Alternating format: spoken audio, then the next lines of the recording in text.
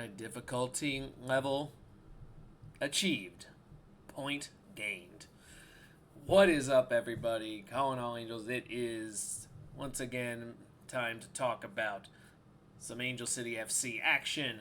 And we've got, thankfully, some positive news as Angel City FC takes a point home against Washington Spirit. Although, for the third straight week, this was very possibly points left on the table. But this time I don't feel as much like it was due to error on their own part. This is unfortunately one where a goal getting waved off kind of changed the flow of things. Let you see kind of just the quick rundown down here.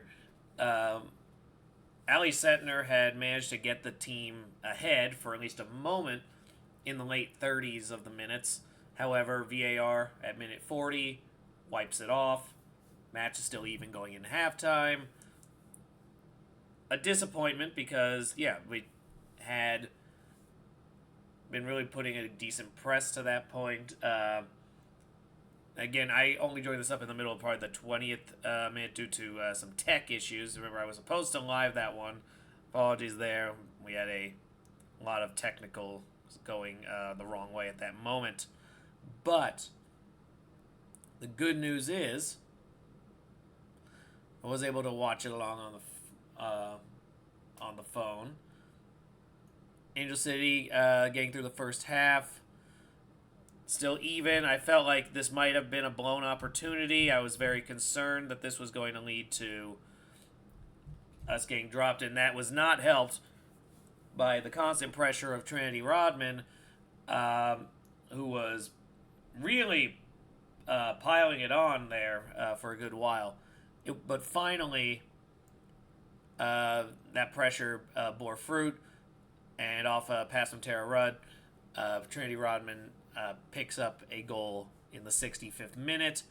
Washington Spirit now lead.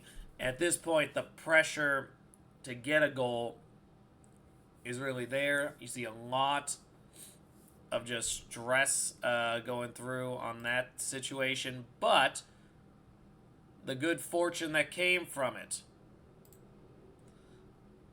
is that Ali Setner was finally able to have her breakthrough, picks up a goal off a Savvy King pass, and that levels the match 85 minutes in. Great news for Angel City at that point. And the crowd was trying to stay in a jubilant mode because they knew they were seeing some people back in this match that they hadn't seen in a good while. So, just going through, for example, here, we had Priska Chilufya on the pitch as a starter. Savvy King returning, as I said, managed to generate an assist and a yellow card. Less positive there. And then Sydney LaRue, who went out during the middle of the 2024 season, missed all of 2025, finally re-debuts here in 2026, and joins in late in the second minute of injury time, and mostly it was just kind of a 5-minute sprinter to see if we could open up an opportunity. And to be fair, there were actually more chances. It looked like once she came in, there was a lot of excitement on the field, but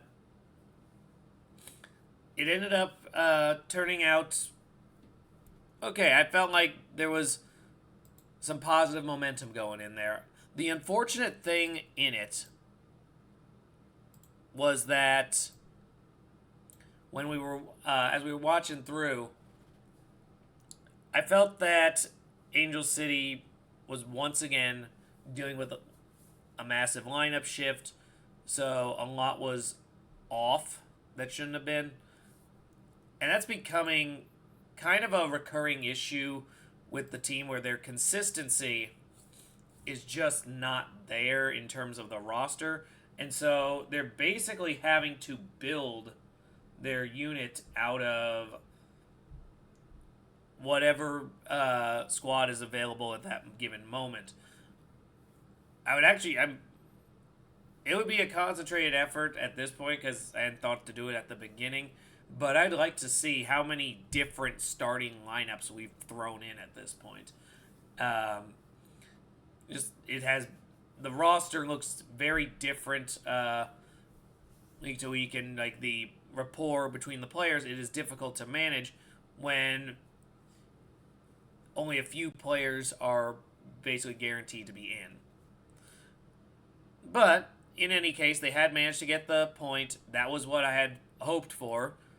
That we get a point here, point against Gotham. That's what is needed in order to achieve what we need to achieve here.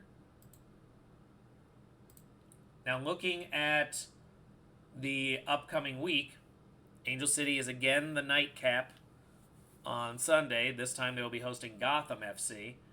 Now, that one's a little earlier than previously, so that one's definitely a no for me being able to cover it. My live coverage will likely be a Saturday match this time. And that's good, though. It seems like the Sunday ones, at least on my end, have been a little bit cursed from a technical perspective, trying to hold the things together. But as far as the standings goes, Gotham, obviously, sitting at 43 points right now. I will be doing a separate match preview of this one, but they are currently 6 points clear of the Washington Spirit because we took points off of the Spirit. And Angel City does drop to 9th place out of the playoff picture at the moment. However, still 2 matches in hand on Kansas City. They're within 5 points of them. Within 2 points of Seattle in 8th place. Seattle had gotten a win over Chicago. Within 5 points of North Carolina. A match in hand against them, and they are Angel City's opponent after Gotham. And 2 in hand on San Diego Wave and Portland, who are sitting at 33 and 34, respectively. Meaning they were actually only a single win past that. So it would still mean they have to win the matches in hand. But the positive in that is any points gained are cutting into that lead.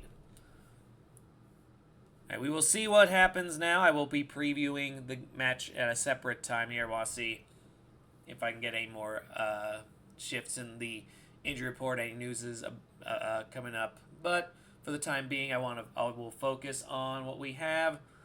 Be glad for the point, and hopefully that is able to continue against Gotham, where we can get one, if not snatch a victory. Once again, the preview will go into that a little bit more.